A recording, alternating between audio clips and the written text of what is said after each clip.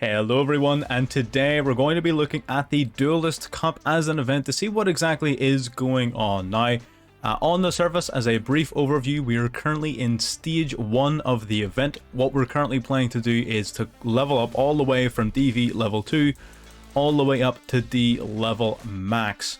So that is the objective here at the moment, and in doing so you're going to qualify yourself for stage 2. Now what is stage 2? Stage 2, from the looks of it, is going to be very similar to the KC Cup from Duel Links. Essentially, stage 1 is going to qualify you, and then in stage 2 it's going to be a 3-day blitz to see who can get the most points up on a scoreboard. Now, in the KC Cup, you qualified for I believe it was at the top 2 places qualified for Worlds or something like that. Don't quote me on that, but there was some praise for the first and second finishers.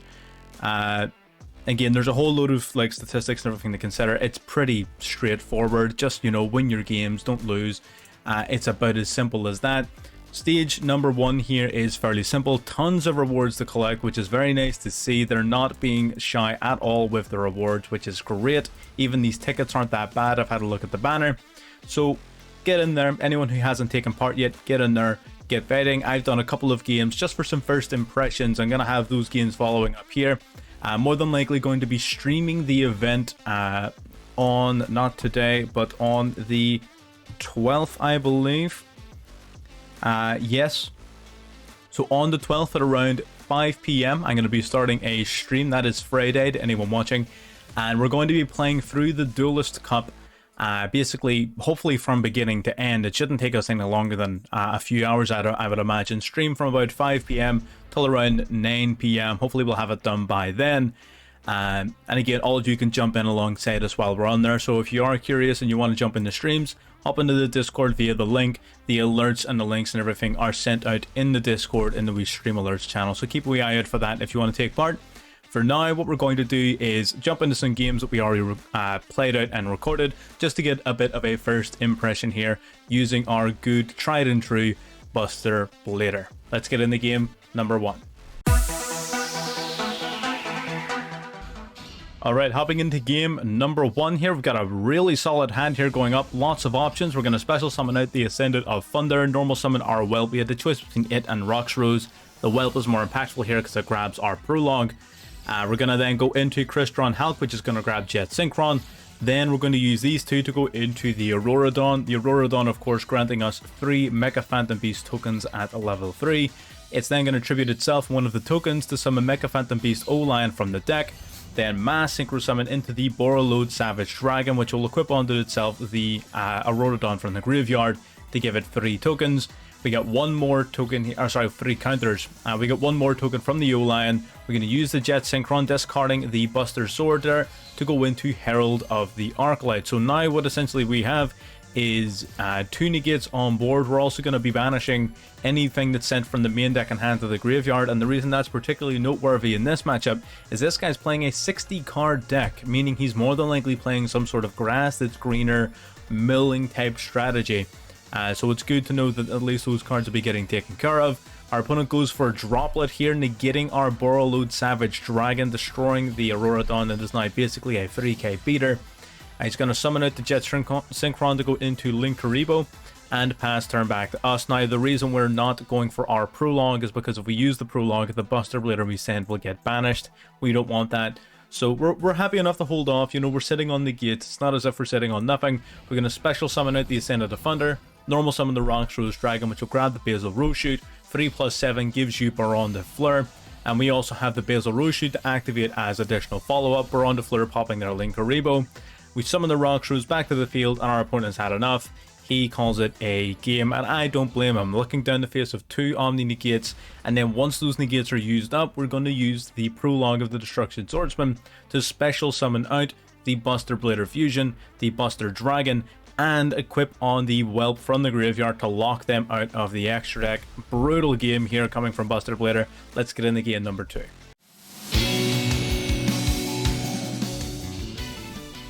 Alright, getting into game number 2. Going first here yet again, although this is a much simpler game state we're going to be playing with here.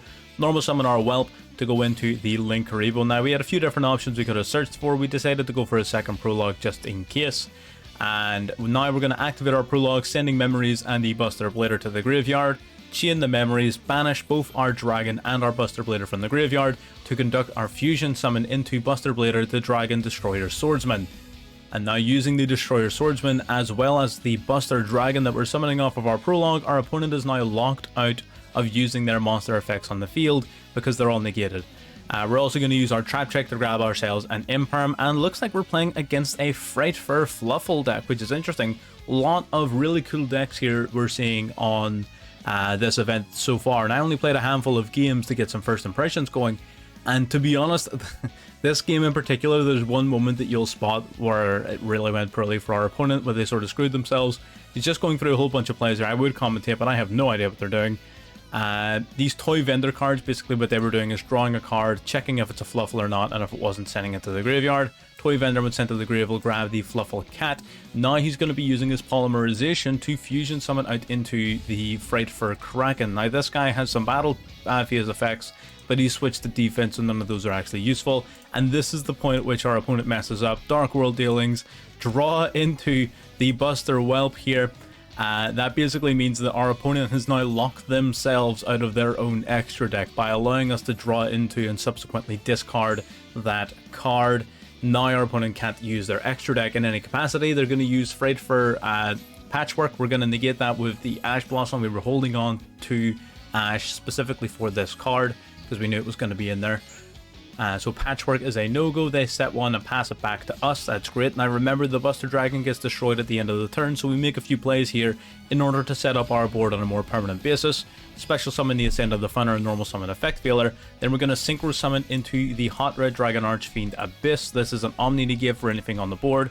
We special summon out the Whelp and the Ascend of the Thunder. We'll summon our other Buster Dragon. This one, of course, having been summoned properly, means it's not going to get destroyed in the end phase, so that's permanent. Now, his monster can protect itself from destruction by banishing that little dork from the graveyard, but that's fine. We swing in again, get some damage over the board, and we, of course, now, during our opponent's turn, have the ability to re-equip from the graveyard the Dragon Buster Destruction Sword. So now, no more extra deck, and this is on a more permanent basis, as well as us having an Omni Negate, as well as us having an Imperm, as well as the total skill drain. Like, what do you do? And our opponent does the sensible thing. They call it a day. They're going to go and get some sleep, and I don't blame them.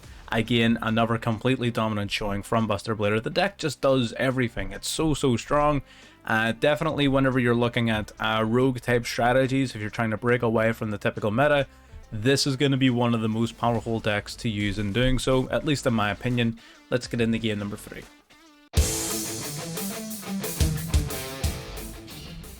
Alright, getting into the last game. Going first here, yet again, we're going to set 2 and pass. Unfortunately, we had a really weak hand. I wanted to include this game because it goes to show that the deck does have its flaws. It's not perfect. It can break by its very nature.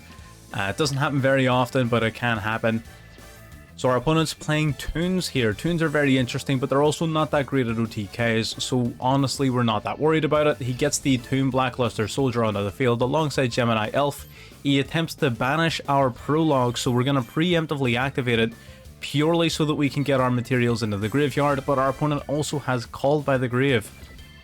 Using that, he's going to banish the Buster Blader that we just put to the graveyard, which puts us at a real disadvantage. We do still have a Whelp in the grave, but we are sorely lacking the resources. He then steals our Buster Dragon and then does a Link Summon into Blackluster Soldier, Soldier of Chaos. Now, because a level 7 or higher was used for his summon, he cannot be targeted by or destroyed by card effects.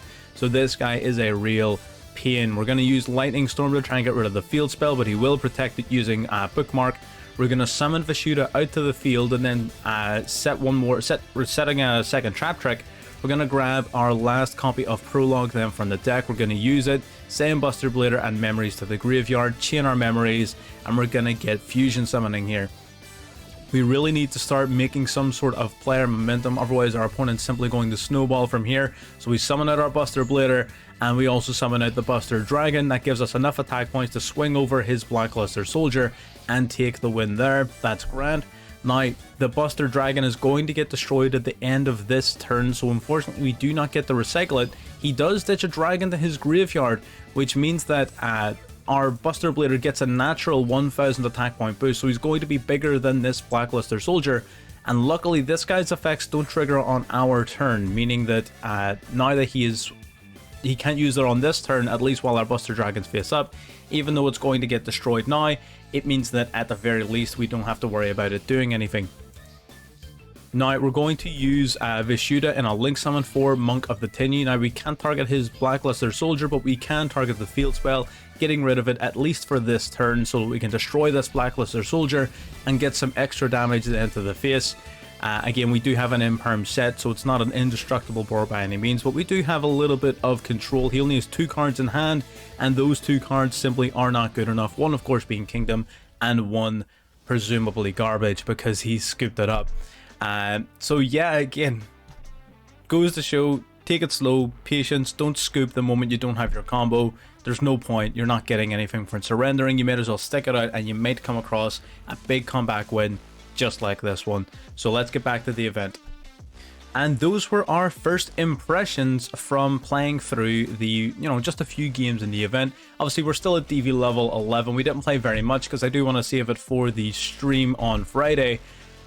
So again, if you have time, if you want to get in, jump in, either watch or play alongside me and other people then who are going to be in there, feel free. Again, 5 p.m. Friday, that's BST if you don't know what time zone you're in.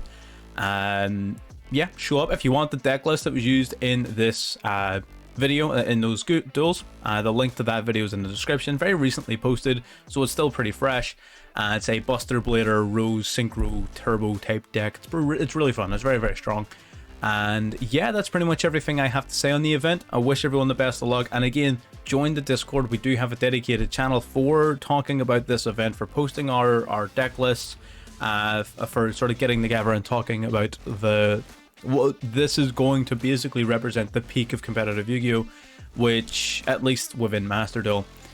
And it's going to continue to grow then along those lines. So again, I wish all the best for this event. I hope it does really well, and I hope a lot of people get involved in it. And that's pretty much everything I have to say. If you like what you're seeing and you want to see more, feel free to subscribe while you're down there. It doesn't cost you anything and it does help me out. And I'll see you all in the next one.